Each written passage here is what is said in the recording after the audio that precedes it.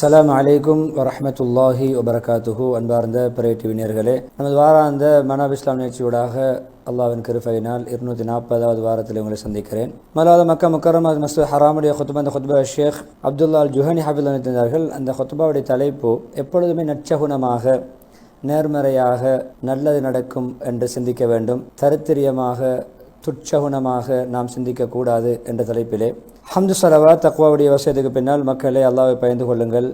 எப்பொழுதுமே அல்லாஹ்வின் பக்கம் மீளக்கூடிய தேட்டமுள்ள அப்படியானவருடைய தக்வாவாக நீங்கள் அல்லாஹ்வை பயந்து கொள்ளுங்கள். அல்லாஹ்வுடைய கட்டளைகளுக்கு எப்பொழுதுமே கேள்வி கணக்கு கேட்கப்படும். எனக்கு அல்லாஹ்வுக்கு முன்னால் நிறுத்தப்படுவேன் என்ற நம்பிக்கை உள்ளவர் எப்படி பயப்படுவாரோ அப்படி அஞ்சிக் கொள்ளுங்கள். மார்க்கத்தை தூய்மையான வடிவில் அல்லாஹ்வுக்கு நீங்கள் இபாதத்தை முன்வையுங்கள். எப்பொழுதுமே ஈமான் உள்ளவர்கள், ஈமானில் உறுதியானவர்கள் அல்லாஹ் பார்த்து கொண்டிருக்கான சிந்தனை வாழ்வது போன்று வாழுங்கள். பொடுபோக்கு பராமுகங்களிலிருந்து, அப்படியான மயக்கங்களிலிருந்து தெளிவு பெற்றுக் கொள்ளுங்கள். எப்பொழுதுமே அது உங்களுக்கு தக்குவாவுக்கு மிக நெருக்கமானதாக இருக்கும். முஹர்ரம் மாதம் நம்மை விட்டு சென்று இப்பொழுது சஃபர் மாதம் நம்மை வந்தடைந்திருக்கிறது. எப்பொழுதுமே இந்த மடத்தனத்துடைய உறக்கங்களிலிருந்து நீங்கள் விழித்து கொள்ளுங்கள். காலங்கள் கடந்து செல்வதை கொண்டு படிப்பினை பெறுங்கள். உண்மையிலே பாக்கியவான் காலங்களை கொண்டு படிப்பினை பெற்று தன்னுடைய வாழ்க்கையை மாற்றிக்கொள்வான். அறிந்து கொள்ளுங்கள், அல்லாஹ் சுப்ஹானஹு வ தஆலா ரசூல் ஸல்லல்லாஹு அலைஹி வஸல்லம் அவர்களை நேர்வழியை கொடுத்து அனுப்பினான். அதன் மூலம் அல்லாஹ் பல குருடான கண்களுக்கு அல்லாஹ் பார்வையை கொடுத்தான், நேர்வழி காட்டினான். அவருடைய நபியுடைய ஒளிகள் மூலம் எத்தனையோ ஜாஹிலியா கால, மடமை கால இருள்களிலிருந்து அல்லாஹ் இருள்களை நீக்கி அந்த உள்ளங்களுக்கு அல்லாஹ் ஒளி ஓட்டினான். எப்பொழுதுமே அந்த ஜாஹிலியா காலத்துடைய பெருமை, அகங்காரம், தன்னைத்தானே குலக்கோத்திர வெறிகள், அதே போன்று குறி பார்ப்பது, சகுனம் பார்ப்பது, சாஸ்திரம் பார்ப்பது போன்ற விடயங்களை எல்லாம் முஹம்மது ஸல்லல்லாஹு அலைஹி வஸல்லம் வருகையின் மூலம் அல்லாஹ் அதை இல்லாதொழித்தான். எப்பொழுதுமே சஃபருக்கென்ற ஒரு மிடிமை, தரித்திரியம் சஃபர் மாதத்துக்கு கிடையாது. ஜுமாதல் ஊலா, ஜுமாதல் ஆஹிர மாதங்களுக்கு ஒரு வறண்ட காலம், ஒரு இறுக்கமான காலம் என்ற அப்படியான ஒன்றும் கிடையாது. ஒரு நாளுக்கு, குறிப்பிட்ட நாளுக்கு இது சந்தோஷமான நாள், மகிழ்ச்சியான நாள் என்பது கிடையாது. புதன்கிழமை தரித்திரத்துக்குரிய நாளாகவும் கிடையாது. இஸ்லாம் வந்தது இப்படியான மௌட்டிக கொள்கைகளை முறியடிப்பதற்கு. உண்மையான ஒரு முஸ்லிமுக்கு சீரான ஒரு கொள்கை இருக்க வேண்டும். ஏகத்துவத்தை மையமாக வைத்து அமைக்கப்பட்ட ஒரு கொள்கையில் அவன் செயல்பட வேண்டும். உண்மையான ஈமானிய உறுதியோடு அவன் வாழ வேண்டும். எப்பொழுதுமே கற்பனைகள், யூகங்கள், இப்படியான மூட நம்பிக்கைகளை விட்டு அவன் தன்னை பாதுகாத்து கொள்ள வேண்டும். புத்திகளை குழப்புகின்ற, சின்ன பின்னமாக்குகின்ற, நம்முடைய சிந்தனைகளை சிதறடிக்கின்ற சிந்தனைகளை விட்டும் அவன் எப்பொழுதுமே எச்சரிக்கையாக இருக்க வேண்டும். எப்பொழுதும் இந்த சகுனம் பார்ப்பது, இது நற்சகுனம், இது துச்சகுனம், இது நல்ல காலம், இது கெட்ட காலம் என்று பார்க்கின்ற பண்பு ஒரு மூமினிடம் இருக்கக்கூடாது. ஏன்னு சொன்னால் அது உண்மையிலே சோதனைகளை உண்டாக்கும், எப்பொழுதுமே கெட்டெண்ணங்களை உண்டாக்கும். அது மடையர்களுடைய, மௌட்டிகளுடைய, காஃபிர்களுடைய, நிராகரிப்பாளர்களுடைய ஒரு போங்கு.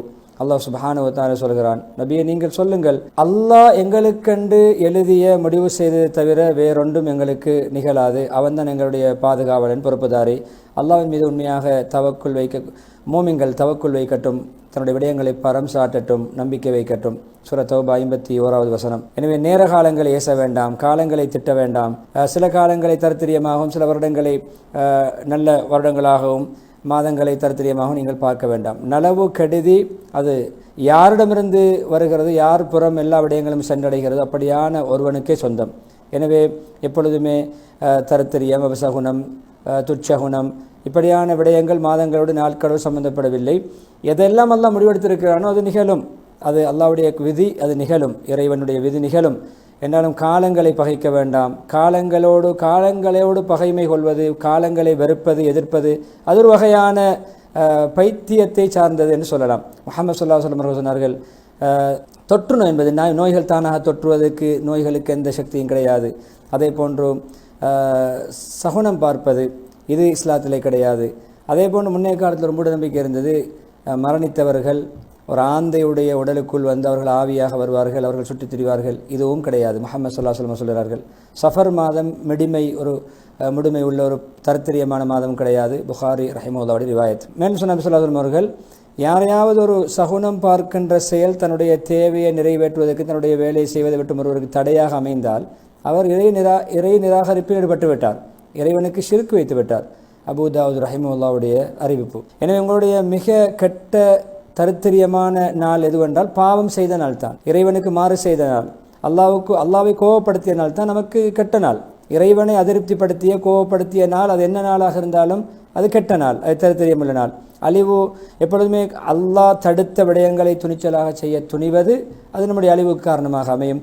எனவே அல்லாஹ் சுப்ஹானஹு வ தஆலா நல்லது கெட்டதை பாவங்களோடு நன்மைகளோடு சேர்த்து தான் வைத்திருக்கிறான். நிச்சயமாக உங்கள் நாட்களிலே மிக சந்தோஷமான நாள், எப்பொழுதுமே இறைவனுக்கு கட்டுப்பட்டு மகத்துவமான இறைவனுக்கு கட்டுப்பட்ட நாள். அல்லாஹ்வை பயந்து கொள்ளும் முஸ்லீம்களை பொதுவாக அல்லாஹ் பக்கம் தௌபா செய்யுங்கள், இறைவன் பக்கம் அல்லாஹ்வுடைய கட்டளைகளுக்கு அடிபணியுங்கள். எப்பொழுதுமே ஈமானை, ஏகத்துவத்தை, நல்லமல்களை கொண்டு சீரான் நம்பிக்கைகளை கொண்டு நீங்கள் உறுதிப்படுத்திக் கொள்ளுங்கள். எந்த நாட்களை நீங்கள் பகைக்க வேண்டாம், மாதங்களையோ நாட்களையோ பகைக்க வேண்டாம், எதிர்க்க வேண்டாம், வெறுக்க வேண்டாம். எப்பொழுதும் அல்லாஹ்வுடைய நல்லெண்ண வையுங்கள், நற்சொகனமாக சிந்தியுங்கள். எப்பொழுதும் நல்லது நடக்கும் என்று நீங்கள் சிந்தியுங்கள். நலவை நீங்கள் ஆதரவு வையுங்கள். இறைவன் மீது தவக்குள் நம்பிக்கை வையுங்கள். எப்பொழுதும் அல்லாஹும்ம லா யஅதி பில் ஹஸனாத்தில்லா, நலவுகளை கொண்டு வருபவனும் நீதான், உன்னை தவிர வேறு யார் நலவுகளை கொண்டு வர முடியாது. தீயவற்றை தடுத்து நிறுத்துபவனும் நீதான், வேறு யாராலும் முடியாது. எந்த நன்மை செய்வதற்கும் பாவங்களை தவிர்த்து கொள்வதற்கும் சக்தி உன்மூலம்தான் கிடைக்கும் என்று அல்லாஹ்வை நீங்கள் எப்பொழுதும் போட்டு புகழ்ந்து கொண்டே இருங்கள். எனவே நலவுகள் அல்லாஹ்வுடைய உன்னுடைய நலவுதான். எந்த விதமான நற்சகுனம் துச்சகுனம் என்பது கிடையாது. நீ எதை எங்களுக்கு நலவாக அமைத்தாயோ அதுதான் நல்லம், எதை எங்களுக்கு நீ துச்சகுணமாக நீ அமைக்கிறாயோ அதுதான் உன்னுடைய ஏற்பாடின்படி தான் நடக்கும். உன்னை தவிர வேறு யாரும் வணக்கத்துக்குரியவன் இல்லை என்று நீங்கள் ஓதிக்கொண்டே இருங்கள் என்று சொல்லிவிட்டு அந்த துஆவை சொல்லிவிட்டு இறைவனின் வேதத்தை நீங்கள் கடைபிடியுங்கள், நேர்வழி பெறுவீர்கள். அதன் மூலம் நேர்வழி அடையுங்கள். ஒவ்வொன்றுக்கும் அல்லாஹ் ஒரு நிர்ணயம் செய்திருக்கிறான், ஒரு அளவை வைத்திருக்கிறான்.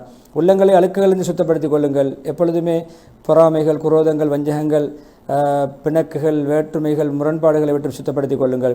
கெட்ட எண்ணங்களை விட்டு தூய்மைப்படுத்திக் கொள்ளுங்கள். மிருதுவாக பேசுங்கள், உணவளியுங்கள், பசியாளிகளுக்கு உணவளியுங்கள், சலாமை பரவலாக மக்களுக்கு பரப்புங்கள், உறவினர்களை சேர்ந்திடங்கள். இரவிலே மக்கள் உறங்கும் பொழுது நடுநிசையிலே இறைவனுக்காக நின்று வணக்கம் புரியுங்கள், இபாதத் செய்யுங்கள். உங்களுக்கு மத்தியில் தடை ஏற்பட முன்னால், உங்களுடைய விருப்பத்துக்கு இணங்க நீங்கள் செயல்படுகின்ற காலம் முடிவடைய முன்னால், மௌத்துக்கு முன்னால் எப்பொழுது நீங்கள் அல்லாஹ்வின் பக்கம் முன்வைக்கப்படுவீர்கள், அனுப்பப்படுவீர்கள், அல்லாஹ் உங்களுக்கு சகல செயல்களையும் உங்களுக்கு சொல்லி காட்டுவான் என்று சொல்லிவிட்டு முதலாவது குத்பாவை ஒரு 2 ஆயத்துகளோடு இஸ்திக்ஃபார் முடிக்கிறார்கள். உங்களுக்கு அல்லாஹ் ஒரு கெடுதி ஏற்படுத்தினால் அதை தடுத்து நிறுத்துபவன் இல்லாமல் யாரும் கிடையாது அல்லாஹ்வை தவிர. ஏதாவது நலவை உங்களுக்கு இறைவன் ஏற்படுத்த நாடினால் அல்லாஹ் சகல விடயங்கள் மீதும் சக்தி உள்ளவன். நாம் 17வது வசனம் என்று சொல்லி தனக்கும் சமூகத்துக்கும் பரக்கத்துக்காக துஆ செய்து இஸ்திக்ஃபார் செய்து இறைவனின் பக்கம் அனைவரும் தௌபா செய்யுங்கள், மீளுங்கள் மூமின்களே, நீங்கள் ஜெயம் பெறுவீர்கள், வெற்றி அடைவீர்கள் என்ற சூரா நூருடைய 31வது வசனத்தோடு முதலாக குத்பா முடித்துவிட்டு இரண்டாவது சுருக்கமான அந்த குத்பாவை ஹம்து ஸலவாத் தக்வாவுடைய பின்னால் முஹம்மது ஸல்லல்லாஹு அலைஹி வஸல்லமுடைய ஒளிமயமான நபிமொழிகளில் உள்ளதுதான் அபூ ஹுரைரா ரலியல்லாஹு அன்ஹு அறிவிக்கக்கூடிய ஹதீஸ். ரசூல் ஸல்லல்லாஹு அலைஹி வஸல்லம் சொன்னார்கள், எப்பொழுதுமே இந்த சகுனம் பார்ப்பது என்பது இஸ்லாத்தில் கிடையாது. அதிலே நற்சகுனம், நல்லது நடக்கும் என்ற நல்லதை எதிர்பார்ப்பது, நல்லதை ஆதரவு வைப்பது, நலவை எதிர்பார்ப்பது இஸ்லாத்தில் இருக்கிறது. கேட்டார்கள், யார் சொல்லலாம் ஃபஅல், நற்சகுனம் என்றால் என்ன, எல்லாவற்றையும் நலவாக பார்ப்பது என்றால் என்ன?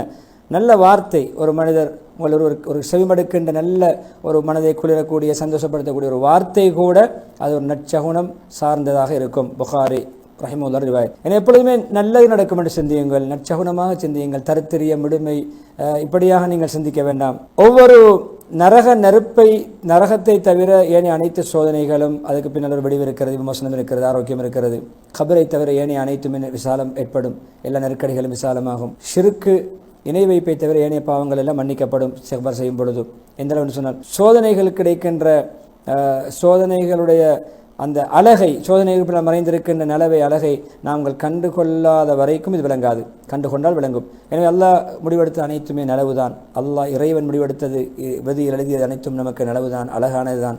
இறைவனை பயந்து கொள்ளுங்கள், இரகசியத்திலும் பரகசியத்திலும். எப்பொழுதுமே உங்களுடைய உள்ரங்க வெளிரங்க ஆமால்களை, செயல்களை சீர்திருத்திக் கொள்ளுங்கள். எப்பொழுதும் உங்களுடைய உறுப்புகளுக்கு நற்செயல்கள் செய்ய பழக்குங்கள். எப்பொழுதும் நபி முஹம்மது ஸல்லல்லாஹு அலைஹி வஸல்லம் கொண்டு இந்த மார்க்கத்தை பேணி பாதுகாத்து பின்பற்றி வாருங்கள். நபி மாதிரி அதிகமாக ஸலவாத்து சொல்லுங்கள். நீண்ட ஈடற்றங்கள், வெற்றிகள், கூலிகளை நீங்கள் பெறலாம். அதிகமான ஸலவாத்துக்கள் மூலம் சிரமங்கள் நீங்கும், கஷ்டங்கள் அகலும், அதே போன்று கடன்கள் நிறைவேற்றப்படும் என்று சொல்லி ஸலவாத்து சொல்லி நீண்ட துஆ பிரார்த்தனையோடு சுருக்கமான காலத்துக்கு தேவையான அந்த குத்பாவிலிருந்து விடைபெறுகிறார்கள்.